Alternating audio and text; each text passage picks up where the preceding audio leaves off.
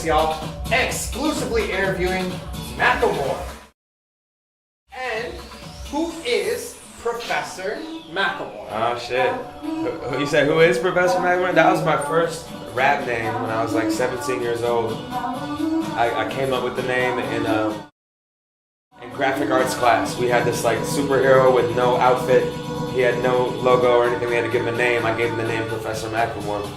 And later that summer I went to New York City for the summer, and I would dress up in this like crazy golf costumes and shit, and I would put on these crazy plaid suits, and I would go out on the town and I'd get real wasted, and I would call myself Professor Macklemore. And that name just stuck, and that was the first name that I used when I put out my first album, and I was like 17, 18 years old. And the Fourth World Affiliates. Yeah.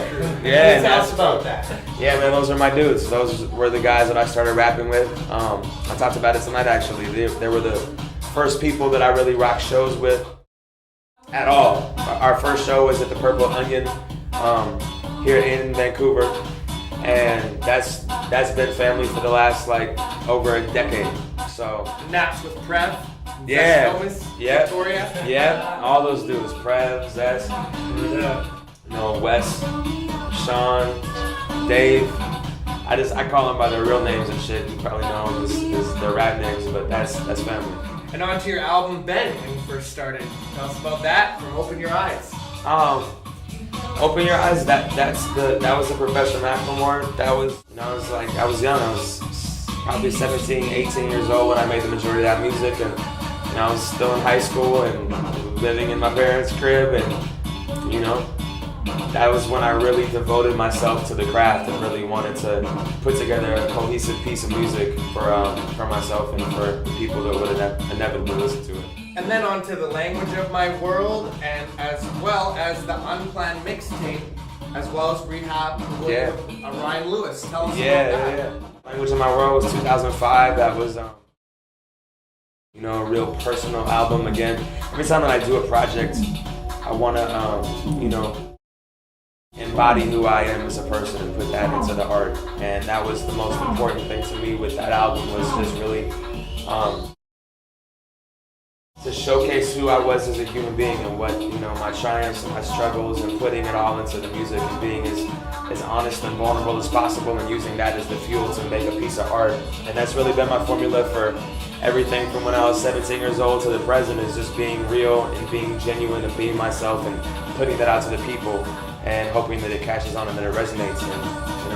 And then the Versus EP as well as Redux. Yeah. And what else can you tell us about what's coming out? We got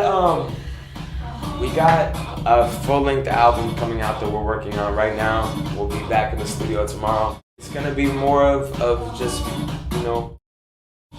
honest, real music, but I think that this one's gonna be something that we're gonna try to expand to as many people as possible. That's always been the goal, but I think with this record, we have a lot of eyes on us now, we have a lot of attention, and we have a lot of people that are interested in what we're doing and what we're doing for, Seattle and for the Northwest. And this is a project that I want to really put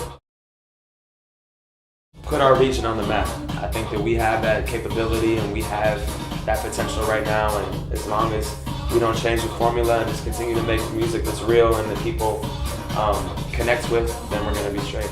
And you're right up in the XXL, and now on tour with Rock the Bells. Yeah. West Coast. Yeah. Tell us about that for the summer of 2011. Yeah, the summer's been crazy, man. Like, I've grown up reading XXL my entire life, and to get into that magazine, it was just a trip, man. I was talking to my manager like the day before, and I was like, yo, how can we get in XXL?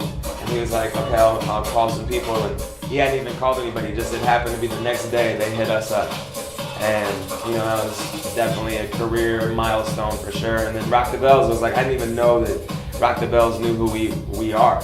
And we got that phone call, and to be on that list, with people like Nas and Black Star and Erykah Badu and Common, there's countless people, Mobb Deep, the list goes on, all Wu-Tang. The list is just deep in terms of people that have influenced me, so to be on a lineup like that, that's any MC's dream, so that was amazing. And also doing a song for the Seattle Mariners. Broadcaster Dave receiving extensive coverage for Seattle Mariners. Yeah, Tell us about that. That was dope. That was you know, he passed away. I was on tour, and like a week later I got home, and the first thing I did when I got home that night was just sat down, started talking with my girl about kind of memories growing up watching the Mariners, and this was one of those songs that wrote itself. I didn't really have to think about it much. It wasn't even necessarily going to be a song. I was just writing, and eventually it turned into a piece of music, and that piece of music I think spoke for a lot of people that grew up in my generation, and just Mariners fans in general, and then just people, you know, that watch sports or have connected with sports or have that nostalgic memory at all. So it was definitely a piece of music that Seattle connected with for sure. And the Capitol Hill Block Party, tell us about that and working with Budo and Greaves. Capitol Hill Block Party, that was last year, but that was dope. It's a big festival in Seattle, and you know, that was the first time we got on the main stage of it, and there was a bunch of folks, and it definitely turned some eyeballs onto us in Seattle for sure. And some of your videos, The Town, Me Oh My, Irish Celebration, Wings, and the Outside remix. What's your favorite video that you've done? Man, it's tough to say. I think that they all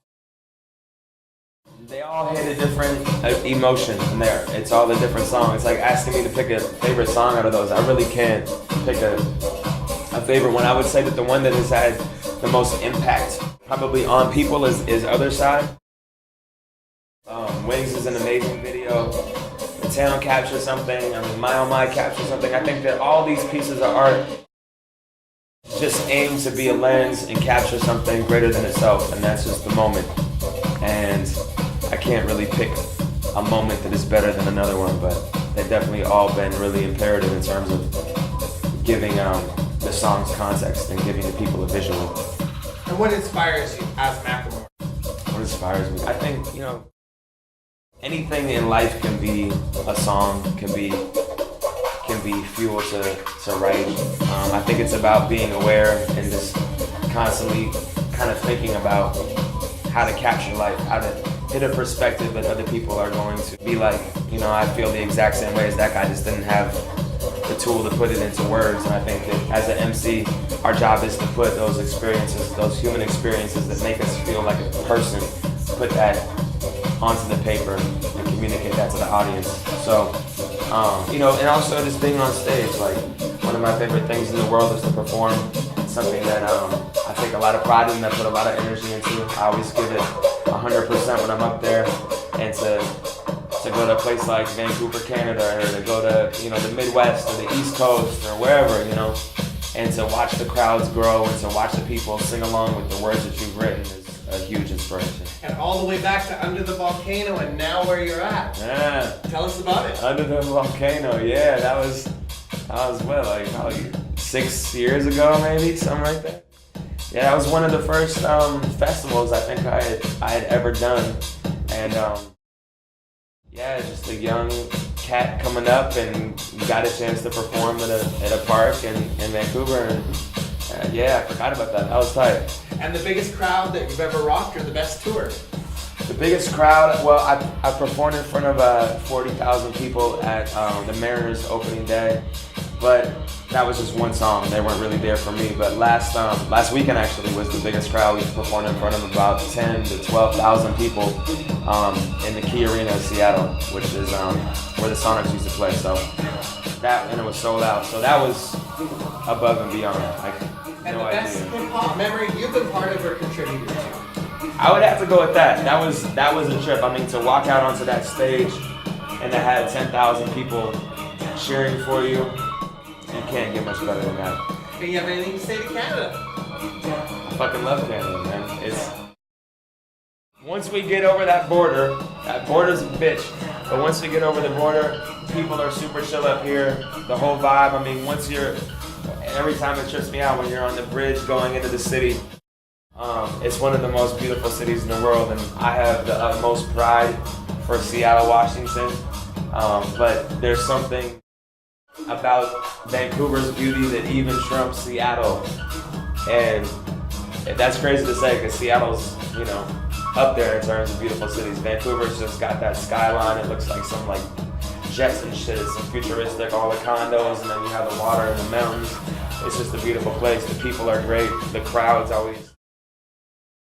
Either they're really wasted, or they're just fucking having a great time, or both. But the crowds are always amazing. Hey, you got any shouts? Yeah, man. Shout out to everybody, the entire hip-hop scene here in Vancouver. Appreciate you interviewing me and just everybody in the scene, man. It's always a pleasure to be up here. And shouts to Ab Creole, Motions, definitely. and Chad, and Zach, and this is The Archivist, and you already know the name, y'all. No doubt.